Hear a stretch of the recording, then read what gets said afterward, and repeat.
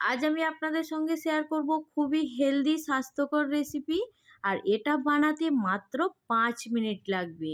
সকালে তাড়াহুড়োর সময় কিন্তু হাতে একদম সময় থাকে না, তখন কিন্তু এটা আপনারা ঝটপট করে বানিয়ে নিতে পারবেন।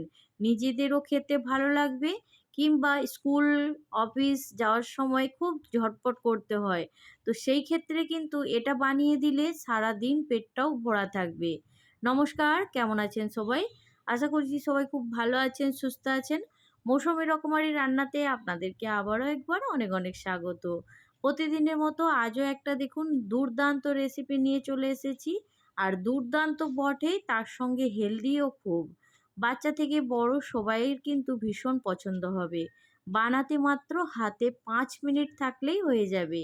তার জন্য দেখুন, একটা বাটির মধ্যে একটা পেঁয়াজ খুব ছোট ছোট করে কেটে নিয়েছি, আর তার সঙ্গে একটা লঙ্কা কুচি করে কেটে নিয়েছি।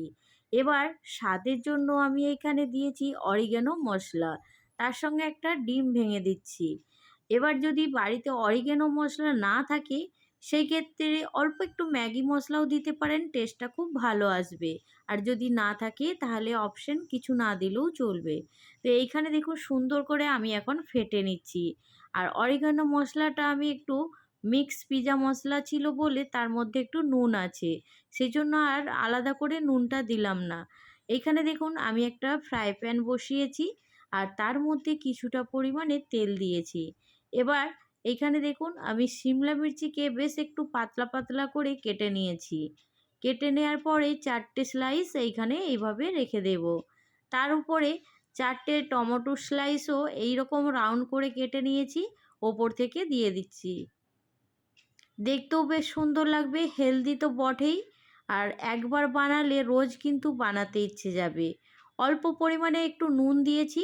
তারপরে দেখুন ওপর থেকে ডিমের গোলাটা এইভাবে একটু ছড়িয়ে ছড়িয়ে দিয়ে দিলাম। দিয়ে গ্যাসের ফ্লেমটাকে একদম লো টু মিডিয়ামে রেখে দেব। সবজিগুলোকেও একটু ভাজা হতে সময় দিতে হবে। আর দেখুন এখানে একটা রুটি আগে থেকেই বানানো ছিল, সেই রুটিটা ওপর থেকে দিয়ে দিয়েছি। এবার হালকা হাতে একটু প্রেস করে দিচ্ছি, তাহলে রুটিটা ডিমের সঙ্গে খুব ভালো করে লেগে যাবে। এবার 2 মিনিট অপেক্ষা করব। গ্যাসের ফ্লেমটা কিন্তু একদম লো ফ্লেমে রাখতে হবে। দেখুন কতটা সুন্দরভাবে ভাজা হয়ে গেছে, দেখতেই পাচ্ছেন। তো একটু এবার উল্টে আপনাদেরকে দেখিয়ে দিলাম। এবার এটাকে উল্টে দেব। উল্টে দিয়ে দেখুন রুটিটাও কিন্তু একটু গরম হয়ে গেছে, ভাজা হয়ে গেছে। এবার আস্তে আস্তে এটাকে ফোল্ড করে নেব।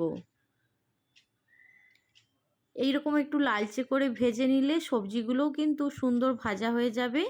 আর দেখলেন তো, একদম কম সময়ে ঝটপট একটা হেলদি নাস্তা, সকালে হোক, রাত্রে হোক, কিংবা বিকেলবেলা হোক, যখন খুশি বানিয়ে নিতে পারবেন। তো আজকে বন্ধুদের এই রেসিপিটা কেমন লাগলো জানাতে কিন্তু একদম ভুলবেন না। আজকে যারা প্রথম আমার চ্যানেলে ভিজিট করছেন, আপনাদেরকে যদি এই রেসিপির কোনো অংশ ভালো লাগে, তাহলে আমার চ্যানেলটা সাবস্ক্রাইব করে আমার পাশে থাকবেন। তো এইখানে দেখুন সুন্দর করে ফোল্ড করে নিয়েছি। এবার একটা প্লেটের মধ্যে তুলে নিচ্ছি। তারপরে পিস পিস করে কেটে নিলেই সুন্দর একটা নাস্তা রেডি হয়ে যাবে। তো এইখানে দেখুন দেখতেও যেমন সুন্দর লাগছে, বাচ্চাদেরও পছন্দ হবে। যদি এর মধ্যে একটু চিজ দেয়া হয়, তাহলে কিন্তু আরও দারুণ লাগবে খেতে। তো আমি এখানে চিজটা দিলাম না। যদি আপনাদের ভালো লাগে তাহলে চিজ দিয়ে দেবেন, আর না হলে এমনিতেও খেতে দুর্দান্ত লাগে। তো আজকের রেসিপি এইখানেই শেষ করছি। পরবর্তী রেসিপি নিয়ে খুব তাড়াতাড়ি আরও একটা দুর্দান্ত ভিডিও নিয়ে চলে আসব আপনাদের কাছে।